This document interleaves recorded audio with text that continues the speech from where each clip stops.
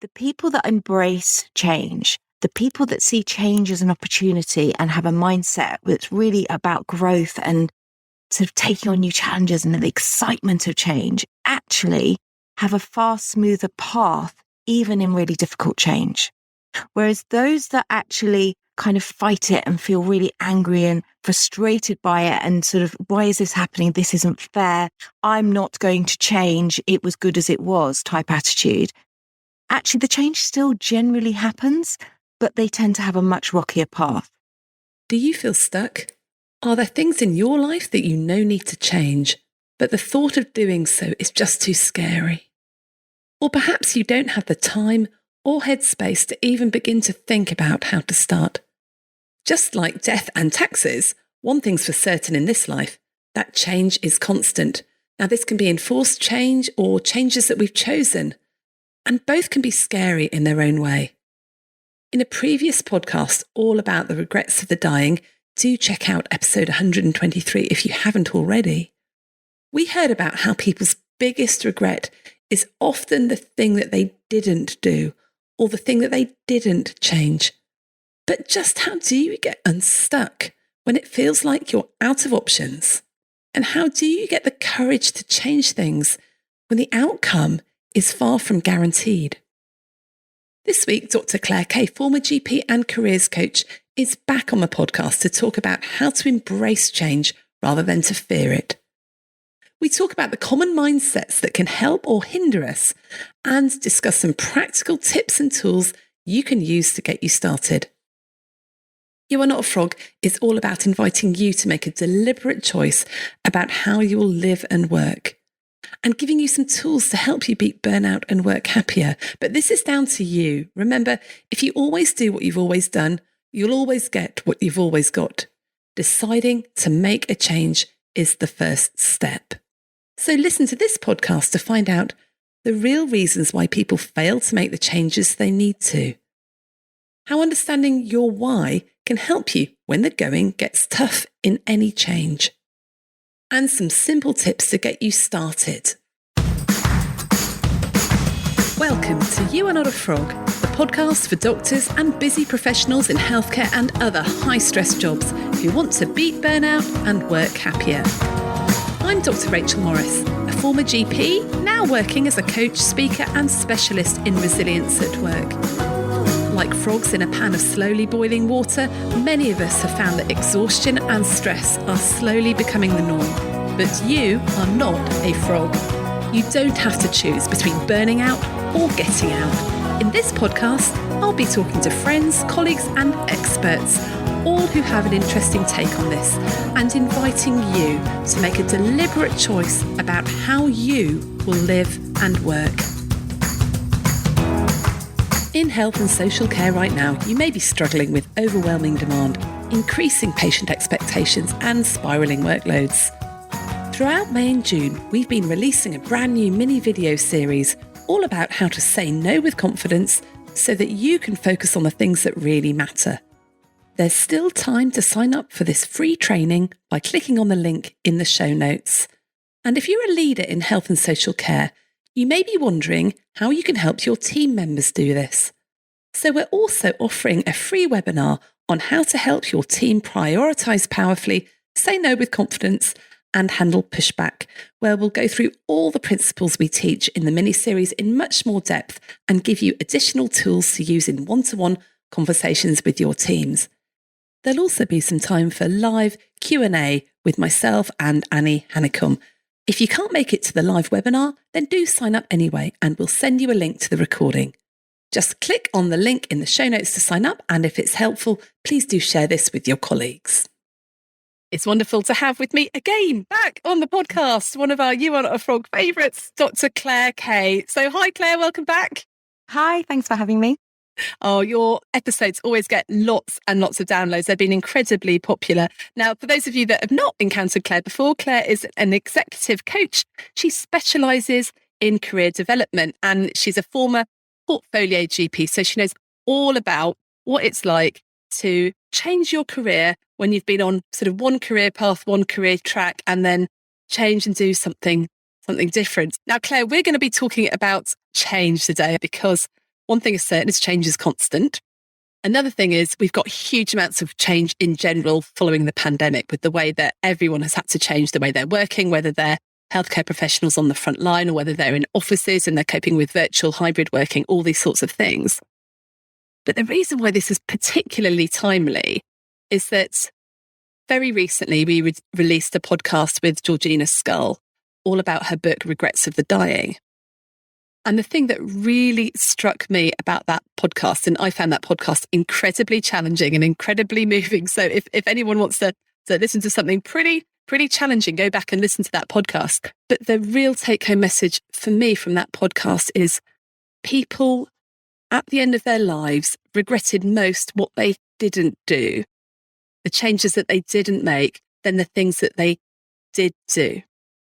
I mean, in your experience of life and people and patients and coachees, would you agree with that, Claire? I would, but I think it's understandable why people are scared of change. And it's really interesting because as a coach, I see people go through change in the coaching room. They bring change to discuss. And it's really fascinating how different people approach change in different ways. So there are the lovers and the haters. And I think it's actually very possible to go from being a hater to a lover and vice versa, actually, depending on your experience of change. And I think that's really important. As an observer watching people in the coaching room, the people that embrace change, the people that see change as an opportunity and have a mindset that's really about growth and sort of taking on new challenges and the excitement of change, actually have a far smoother path, even in really difficult change. Whereas those that actually kind of fight it and feel really angry and frustrated by it and sort of, why is this happening? This isn't fair. I'm not going to change. It was good as it was type attitude. Actually, the change still generally happens, but they tend to have a much rockier path. So I suppose that approach to change, I think, is really important. And this thing about accepting that change is always happening. Like you've mentioned lots of different things that have changed really recently. There are obviously big things, but change happens every single day. All the time, things are changing. We think we've got something in place and it changes. It might just be a simple plan about, collecting the kids or going to the theatre or something, but plans constantly change. And how you approach change actually really feeds into your well-being and your opportunity. Do you see a difference between people who have change forced on them and people who choose to make the change? Because as you were saying that, talking about people that if it was self-imposed and they've chosen it, seem to cope a lot better. And I mean, I can see that in myself. If I've chosen to do something, I'm all excited about it. If I'm forced to do something against my will or hadn't planned it or whatever, I found it much harder. Is that Definitely. universal? Oh, definitely. And, I've coined a little phrase of my own, which is kind of to categorize those two exact things that you mentioned. So enforced change naturally feels much harder, but doesn't have to be. And I'm going to give you some tips about how it doesn't have to be. Whereas created change, which is that thing that you do or we do as individuals to move forwards, actually feels much easier. So if you're somebody that doesn't like change, created change will be much easier to handle, even if you don't change your mindset. But enforced change can be really difficult. And I'll give you an example. So when I was a lot younger, my loved ones around me go, "Oh, you're not good with change." And I always used to go, "I'm all right with change. It's fine. I can deal with change." But actually, looking back, I probably wasn't that good with change. And that came to a head when I was working in a GP practice as a salaried doctor, and a whole catalogue of things happened, nothing to do with me, but outside of my control. And in the end, what happened was our practice was taken over and we were paid to another local practice. And that change was so enormous, I can't explain to you. And it really, really unsettled me. And it really, really unsettled the team. And it felt insurmountable. And it led to a whole other catalogue of things that happened that actually possibly didn't need to happen because we couldn't cope very well with the change.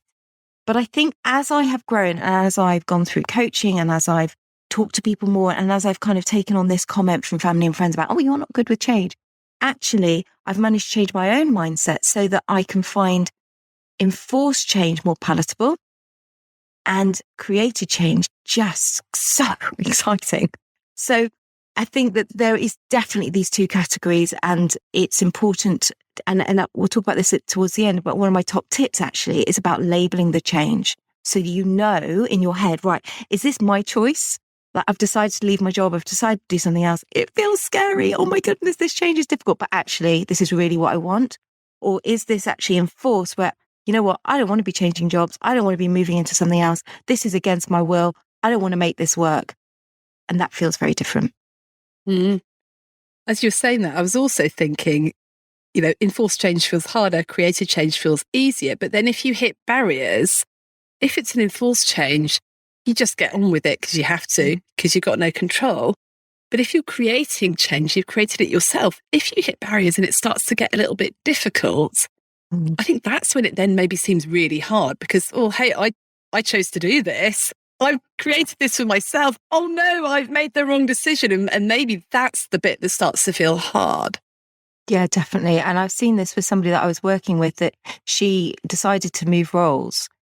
It was really clearly thought through, and she was very sure why she was moving.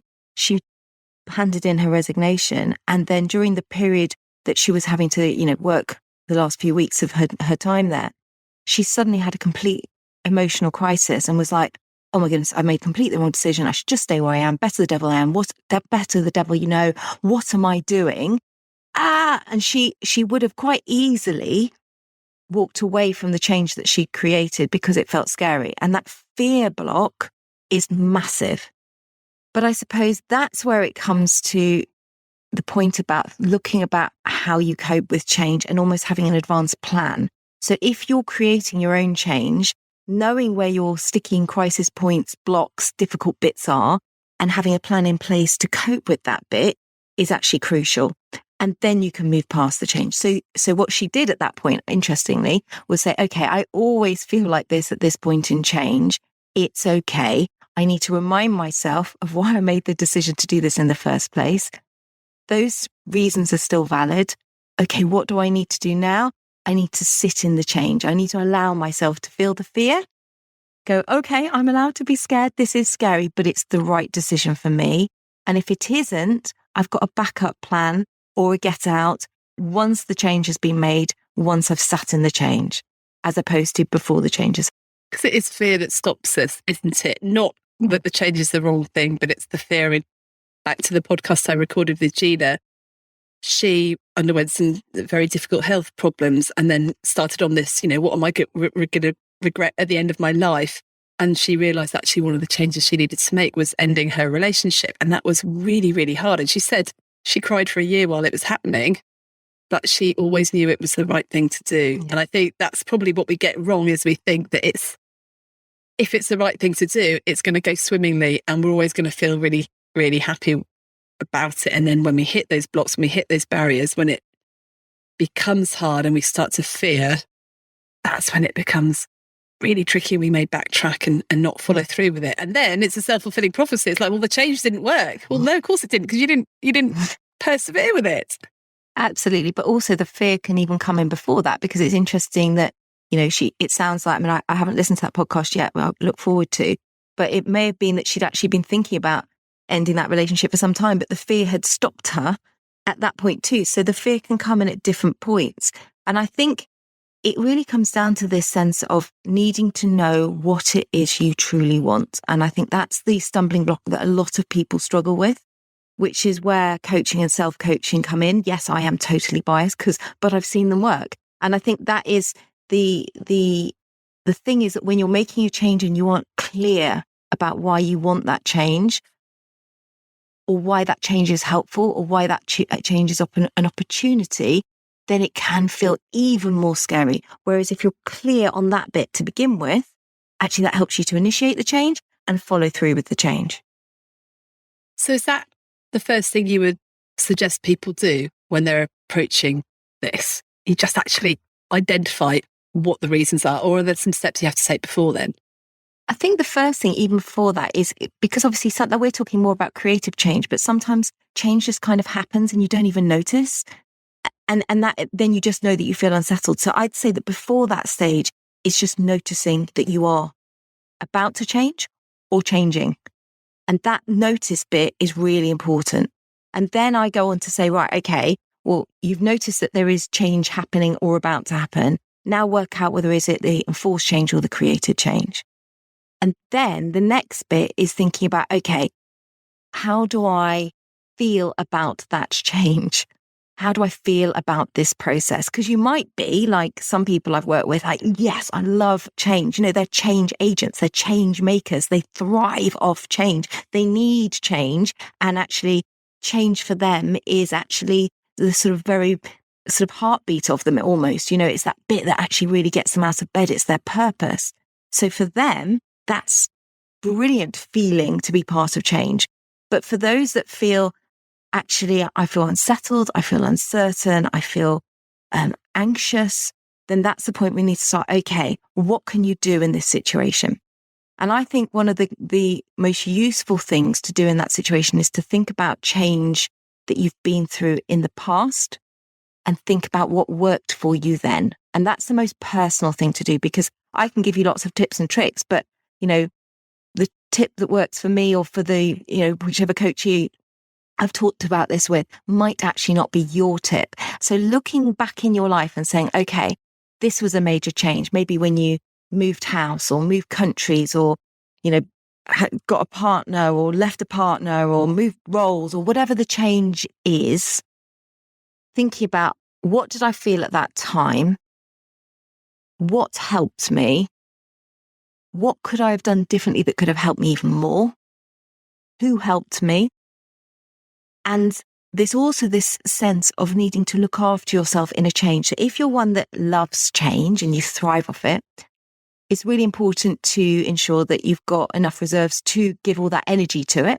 But if you're somebody that finds change more difficult, it's really important, the same, that you've got enough energy to support yourself during that. And that comes back to these basic things like making sure you're sleeping, even when you're feeling worried, making sure you're eating, even though it feels like there's too much to do and too much, and you can't cope and all that.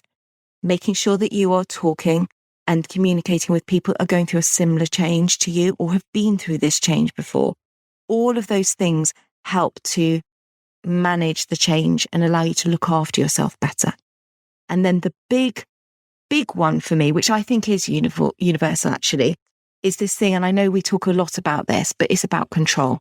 So where does the control lie within this change? So if we think about, in the NHS being deployed to another role during the pandemic, obviously there was no control in that. There was nothing that people could do to say, I'm not doing that role. But there was plenty that they could do to actually find where they could influence things. So it might be that they spent some time educating themselves about their new role, talking to people who are already doing that role,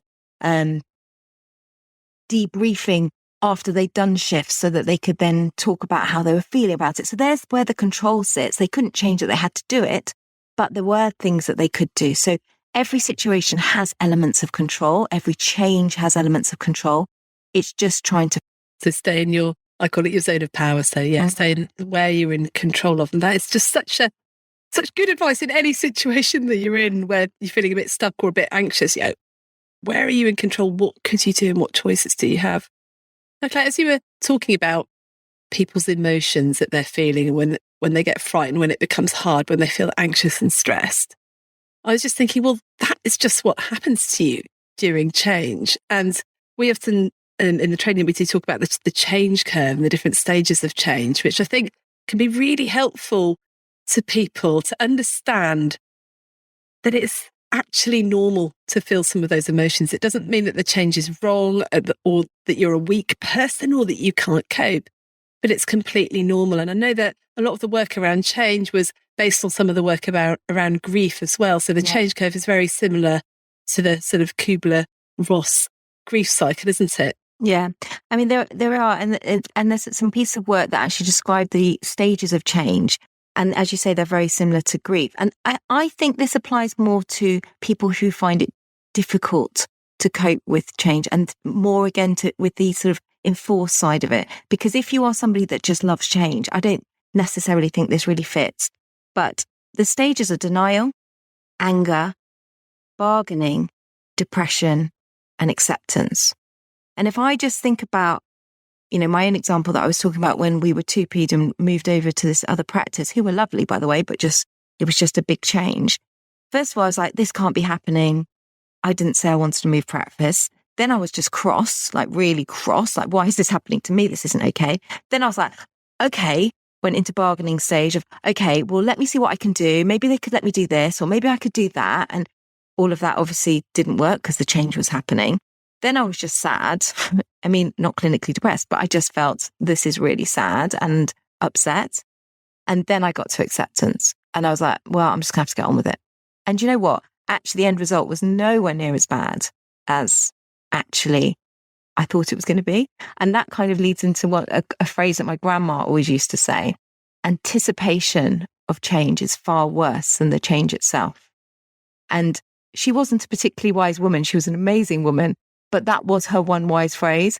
And it's so true that actually the anticipation of what it's going to feel like for us to have to go through change is often far worse than the change is itself. Oh, I totally agree. I always talk about being more gazelle, living in the moment, because we spend a lot of our life pre-living stuff that hasn't even happened. One of my favourite quotes is Mark Twain: "I'm an old man, I've known many troubles. Most of them haven't happened." And our amygdalas, we're always scanning for the tiger around the corner, or the shark in the water, because that's what keeps us safe. Our amygdalas wouldn't be serving us well if they were going, yeah, why don't you just jump off that bridge and see what happens? Why don't you just do that? Why don't you just do this? And the amygdala is there to keep you safe. So it does predict bad stuff, because if you're trying to avoid bad stuff, you're going to survive. You might not be thriving though, so you might not be very happy. People that I work with, particularly in workshops and things around change, it's quite useful to recognise that change cycle, and even where some of your colleagues might be in that too. Because if you are someone who's like, yeah, I love this change, and your colleagues are stuck in anger or denial or bargaining, then you can see them as being really awkward and difficult. Actually, they're just being normal human beings. So it sort of works both ways, doesn't it? I think it does. And it's really, I think you've raised a really important point, that if you are the leader of change, which lots of people listening will be, it's really important to behave in certain ways, which we'll talk about in a moment maybe. But the biggest thing for me is to understand other people's paradigms. And what I mean by that is their stories that relate to change. So they may be in the anger or the bargaining or the depression or whichever bit of the stage of the change, but actually they may have had a very negative experience of change in the past. They may have actually experienced not necessarily the change itself, but how that change was managed by somebody. And that could have been very, very negative or traumatic for them. So understanding and listening and creating a supportive environment as somebody that leads change, and being kind and transparent so people aren't second guessing what the change might be and having to worry about it even more, and being compassionate and being inspiring and motivating are all really important, difficult, but really important skills as a leader of change. And it's that bit about really understanding people's stories that is so important in change, because once you do that, once you really listen, once you put people in their narrative and they understand your narrative, suddenly this sort of loggerheads bashing heads, if you like, starts to dissipate. And actually people start to really hear each other and understand the rationale. And that then helps to change the mindset from feeling really frustrated and angry and difficult to being more like, okay, where's the growth? And I suppose that leads me into this concept, which is, I think, really interesting.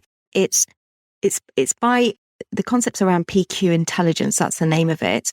And it's by a guy called Shazad Sharmin. And he's a really interesting man. He was a graduate from Stanford. I think he was a professor there as well, actually. And he's created this whole program, if you like, called PQ intelligence. And one of his biggest things is that through adversity, there is always a gift. Always a gift. So it's a bit like that sort of silver lining theory, silver lining in every cloud theory, but it's a bit more complex. But ideally, what he's essentially saying is that even when you think it's the worst situation in the world, as in this change is the worst situation in the world, look for the gift. What's the gift? What could you learn from this situation that will enable opportunity? Because that's what change is. And I think that's so important to get across. We're talking about the negatives of change. But actually, firstly, we can't get through life without change, number one. There's change happening all the time. It's going to happen whether you like it or not. So we need to think about ways to make it more palatable. And secondly, people are the root of the change, because if people don't change, then change is harder. So that's another point to think about. But he says that in the change, there is opportunity.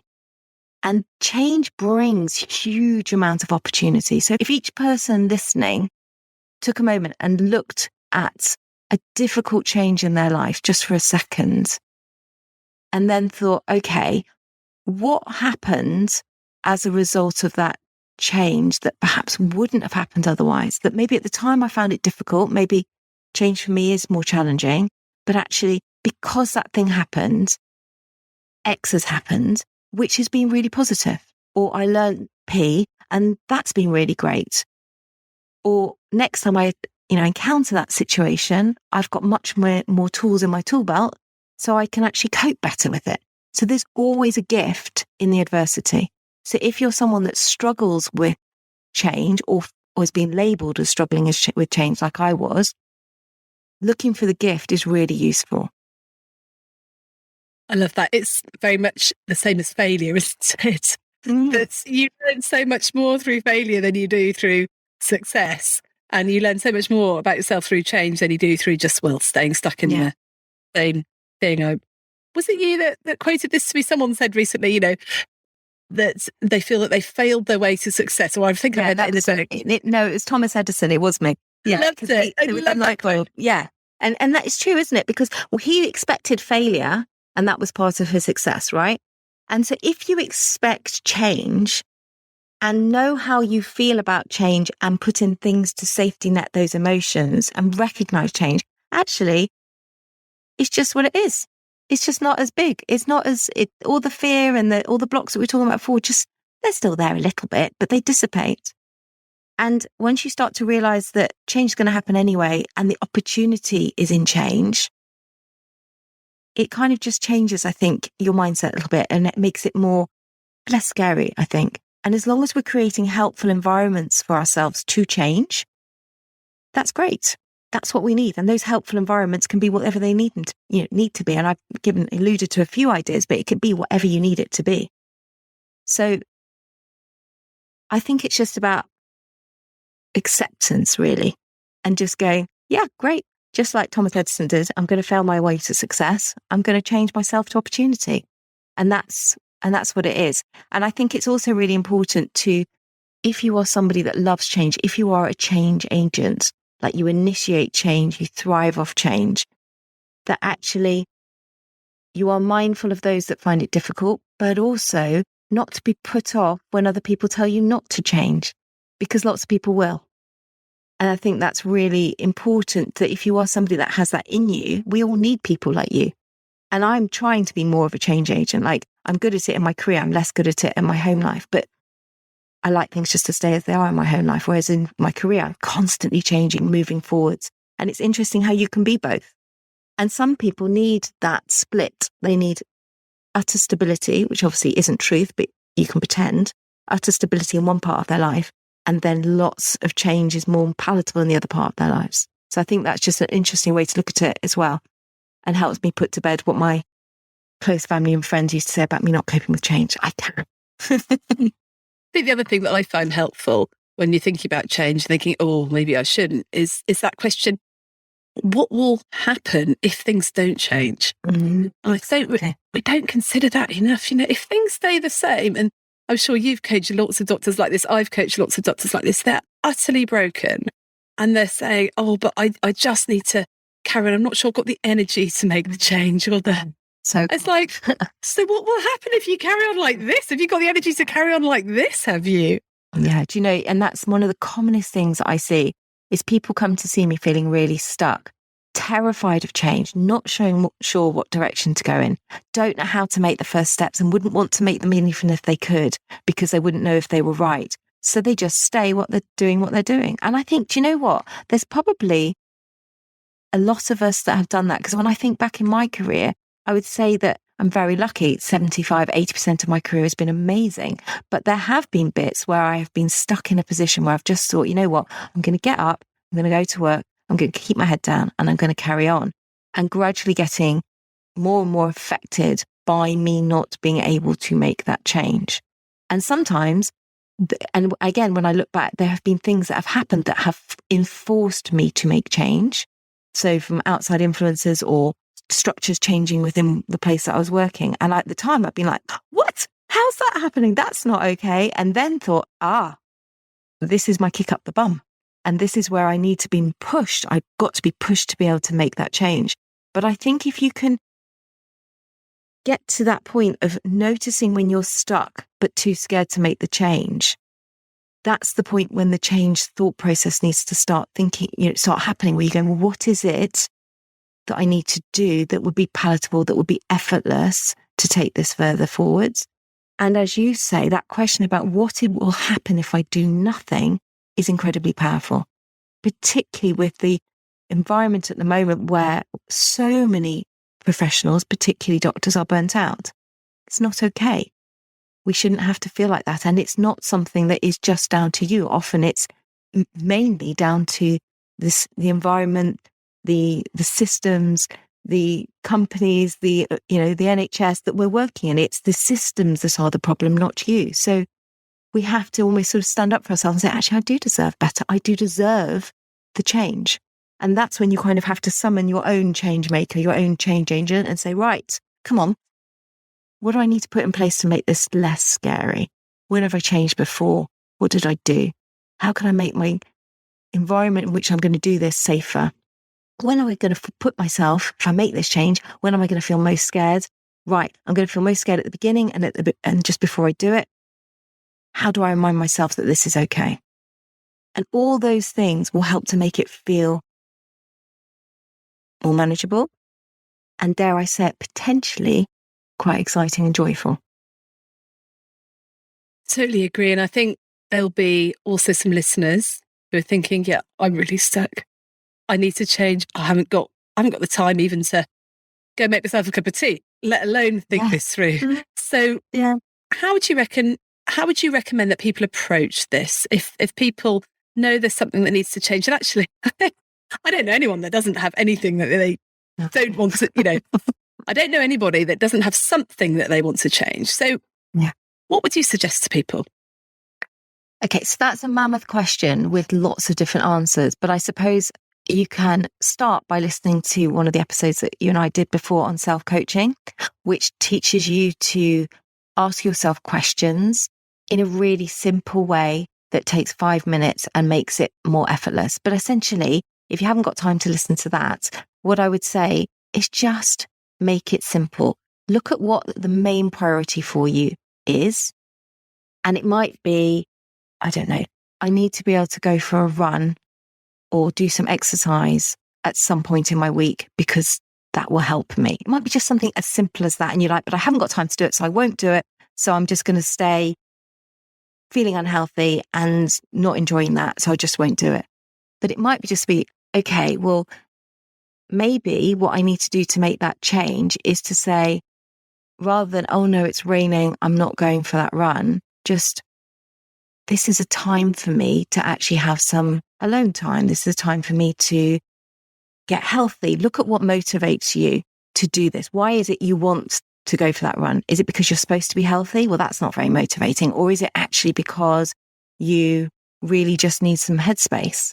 And suddenly when your motivators are aligned with actually your values and your purpose and your kind of, they excite you, then you'll think, actually, that change is quite good. I will go for that run, even if it's raining, because it gives me my alone time. It gives me 30 minutes twice a week where I just get to reboot. And you know what? If I walk it, if I don't do very well, if I haven't done it my first time, it doesn't matter because I've still got my alone time and I've done something towards it. And that's really good. So that's like a teeny tiny change, which is not all about your life or your whole career or whatever. But it's just looking at your motivators behind the change can be really useful and can help you to then make the change. So you work out what motivates you, what's really important to you. And then how do you start? think it depends on what the change is. And I think the first step is just to look at what would be the easiest, most effortless, most simple thing that you could do that would probably take you 5 minutes just to start. It might be a plan of the change. It might be an email to somebody to ask a question if you don't know about what it is that you need in place. It might be a conversation with a friend that has been through something similar. But it's just pick something that you feel really comfortable doing, that's really accessible, that you could do within a few days or a week, and just start. Because once you start, it's much easier then to take the next steps. And as I said to my daughter this morning, actually, I would rather you took teeny tiny fairy steps, one little one at a time, rather than trying to take one big leap, because you'll get to the same place probably quicker than if you try and take the leap, because you just won't take the leap because it's too scary. So it's just about taking the simplest step that you possibly can. And if you say, right, my next step's going to be speaking to 10 people, even that's too big. Make it 1. And then when you've done that, you say, right, I'm going to speak to 1 more. Or it might be, I don't know how to approach this change. I don't know what this change means to me. So maybe you need to information gather and research things first. So it might just be your first step is to Google search something. So none of these things have to be as terrifying. So I remember when I was asked to set up a frailty service in my GP practice, and they said, go and set up a frailty service. And I looked at them and I kind of laugh, cried, because I was really excited, because I was like, yeah, change, brilliant, let's do it. And then I was like, oh, I have no idea how to do this. Where on earth would I start? I just couldn't even. So I thought, okay, well, I could start in a million places, but what if I start in the wrong place and then I'm going to derail the whole thing, and then the fear comes in? And then I thought, no, actually, I'm going to have one conversation with somebody that is perhaps more knowledgeable than myself in this area, and get their advice and opinion, and then I can make a decision about what to do. And I had that conversation, which probably lasted about 5 minutes. And this GP said to me, right, I think you should start with this, or maybe you could start with this group of people or whatever. And I thought about it, and I thought, yeah, it's a really good place to start. And I just started really small. And then I built on it and built on it and built on it. It suddenly became this massive thing. So there was this great quote by, obviously, one of the many, from Nelson Mandela, where he says, it always seems impossible until it's done. And I think that's really true with change, that it feels impossible to make a change. But when you look back, you go, oh, that was okay. Or, gosh, that was a bit of a rocky road, but I'm here. I'm fine. It's okay. Or, gosh, that was a rocky road. Didn't enjoy that, but I've learned a lot. And actually, I can use that. There's a gift in each one of those scenarios. So I think trying to stay in the moment, like we talked about earlier, look at your motivators for the change if you're initiating it. Thinking about how you're going to react, and then safety net, really simple things that you can do, and then finish those thought processes off by making it a teeny tiny step in the right direction, whatever feels most comfortable. And suddenly this big, scary, horrible change that either you're instigating or is being enforced upon you actually is less scary. And particularly with the enforced change, people might say, well, I don't know what my motivators are in that because I don't want to do it. But actually, there could be motivators in there, because you might say, okay, I'm being asked to do something that's completely out of my comfort zone that I don't want to do, or that I don't understand about. But actually, where's the growth? Where's the learning? Maybe it's good that I'm being put in that situation that I know nothing about, that I would never have put myself in. Where's the gift? What can I learn from this situation? What do I need to learn in order to feel less uncomfortable? That's really good advice. I think, and you've alluded to this already, when you went and you talked to that person about, how do I do the frailty stuff? Just that one conversation. There is something about finding someone else who's done it before you and copying them. I was listening to a podcast this morning and they were talking about Tony Robbins talking about modeling and finding someone who's done it and knows how to do it, and just copying them. And the great thing about this day and age is that there's communities, there's courses, there's stuff on everything that you want. You want to get fit and healthy and lose 3 stone. You can join a coaching collective that will help you do that. You want to transition from this career to that career.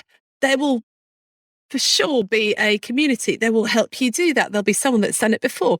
even with enforced changes, like maybe a relationship breakdown, maybe go through a divorce, there's people that have done that, and there are communities that can support you and show you how to do that in a way that's not going to destroy you, things like that. There are so many things out there that you can find that could just help you and not stay stuck, because I guess you can bet your bottom dollar that if you're facing any change or any difficult situation, you won't be the first person to be facing that. Someone else would have been through it, and then they've probably done an online course and created a Facebook group or something about it, right?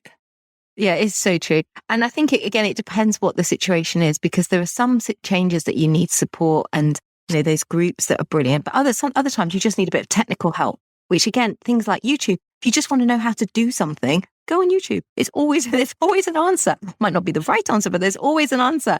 So, there's the support side of it, but also if you're thinking in the change, well, I don't know how to use that computer system, that makes it really difficult. I mean, I just, again, thinking of my own experiences when I was locuming and I'd go to the different practices, I was a perfectly good doctor, but the change of going into the practice every single time unsettled me.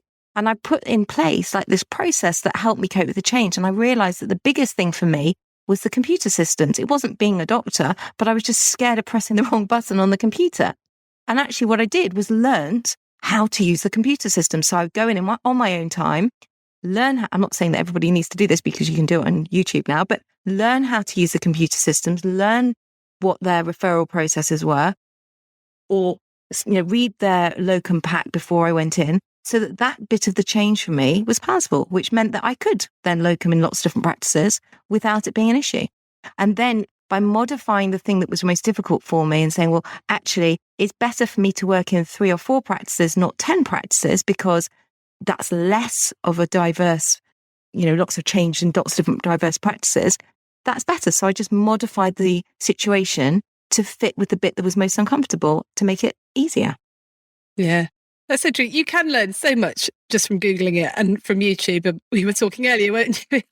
We want to put more You're Not a Frog stuff on Instagram. I have no idea how to use it. You're an Instagram queen, Claire. And you're like, well, YouTube it. Yeah, but you know what you see, that's another beautiful example. So 2 years ago, I could not use Instagram at all. I honestly didn't know which buttons to press at all. So I YouTubed it, every single thing. And I've taught myself. And that change of having to get into, like on Instagram and get savvy with it was terrifying, because how am I supposed to know what I do? I'm not a young thing. How am I going to do that? Rubbish. I just thought, right, okay, that's ridiculous. You're putting a fear in there, which is nonsense. I made the environment feel safe myself, and I just had a go. And then I talked to people and I YouTubed it and asked questions the way you go and just think, well, just start, just have a go. What's the worst that can happen? Very little. Yeah. I think there's that thing about just do it, just make a start, because you can't learn unless you're actually doing it. I came across a very helpful thing with this, and we teach this in our time management productivity sessions. It's called the 15-minute rule. And I love this. It's a book. It's a whole book on the 15-minute rule. And it basically says, if you've got something you need to do, but it just feels a bit tricky or a bit difficult to start, like for me, it's like, how do I tell the difference between stories and posts and this and that? It feels too difficult. Set a timer for 15 minutes and say, right, I'm just going to look this up for 15 minutes or investigate it for 15 minutes. And then when the timer goes off, I'm going to stop. So it sort of tricks your brain into going, I only got to do this for 15 minutes and it's going to be difficult. I'm going to stop. But 9 times out of 10, when you've made that start, you've got over that hump of actually just starting, like having that conversation or looking something up. And for me, it was pension forms. Like, where do I find them? Who do I submit to? Oh my goodness. After 15 minutes, the timer went off. I was like, oh, in 5 minutes time, I would have finished this task. So it's a really good way to stop procrastinating. Use the 15-minute rule, set a timer, just do it. That's brilliant. And I think the other thing within that is to think about how best you learn in that time period. So there's no point if you find it really difficult if it's a difficult topic for you and you find reading really difficult to absorb the information, don't read it. Watch a video on it. Talk to somebody about it. If you're somebody that hates initiating conversation, don't talk to somebody about it. Read about it. So just make it more palatable for yourself, fit it in with your personality and your strengths, and it just becomes easier. And you go, oh, I could, as you say, spend 40 minutes on that. And that comes back to your zone of power, doesn't it? Because what's in my zone of power? What are my choices here? Well, I could get you to show me how to do it. I could look at YouTube. I could look up some articles. I could go and speak to someone else I know who's really good at Instagram. Boom, I've suddenly got all these different choices that I can go, okay, well, I'll do that one first. And if that doesn't work, I'll do this one. I think another really important area that would be really great for us to just touch on is change in the NHS. And I think this is really important because a lot of change happens in the NHS all the time. And you're right that, as we've talked about before, the zone of power and what you can do and what you can't do and where your influence lies is really important. But I think a lot of people working in the NHS feel that actually that goes almost, that you kind of even don't know where your control could be, because everything's changing all the time. And that feels very unsettling for a lot of people. So I suppose thinking about that is really important, and embracing change, whether you like it or not, because it's in your workplace constantly, is important. It's a bit like uncertainty. We have to deal with uncertainty. We don't necessarily like uncertainty. You have to deal with it. And I think that almost like, well, change is happening all the time, particularly in our workplace. Get on with it. And not get on with it is like,